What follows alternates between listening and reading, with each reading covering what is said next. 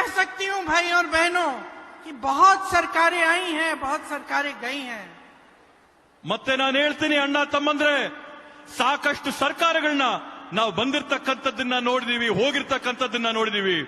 और ये सिर्फ कांग्रेस की सरकारें नहीं रही, ಇವು ಬರೀ ಕಾಂಗ್ರೆಸ್ ಪಕ್ಷದ ಸರ್ಕಾರಗಳು ಮಾತ್ರ ಅಲ್ಲ, अनेक पार्टियों की सरकारें आई, ಹಲವಾರು ಪಕ್ಷಗಳ ಸರ್ಕಾರಗಳನ್ನ ನಾವು ನೋಡಿದೀವಿ. लेकिन आज तक ಆದ್ರೆ ಇವತ್ತವರೆಗೂ कोई ऐसी सरकार नहीं आई जिसका गृह मंत्री संसद में खड़े होकर बाबा साहेब अंबेडकर का अपमान कर सके. ಆದ್ರೆ ಇವತ್ತವರೆಗೂ ಯಾವೊಂದು ಸರ್ಕಾರ ನಾವು ನೋಡಿಲ್ಲ. ಆ ಸರ್ಕಾರದಲ್ಲಿರ್ತಕ್ಕಂಥ ಗೃಹ ಸಚಿವರು ಅಮಿತ್ ಶಾ ಅವರು ಸಂಸತ್ತಲ್ಲಿ ನಿಂತು ಬಾಬಾ ಸಾಹೇಬ್ ಅಂಬೇಡ್ಕರ್ ಅವರ ನಿಂದನೆ ಅವಮಾನ ಮಾಡಿರ್ತಕ್ಕಂಥದ್ದನ್ನ ನಾವು ಯಾರು ಕೂಡ ಇವತ್ತವರೆಗೂ ನೋಡಿಲ್ಲ.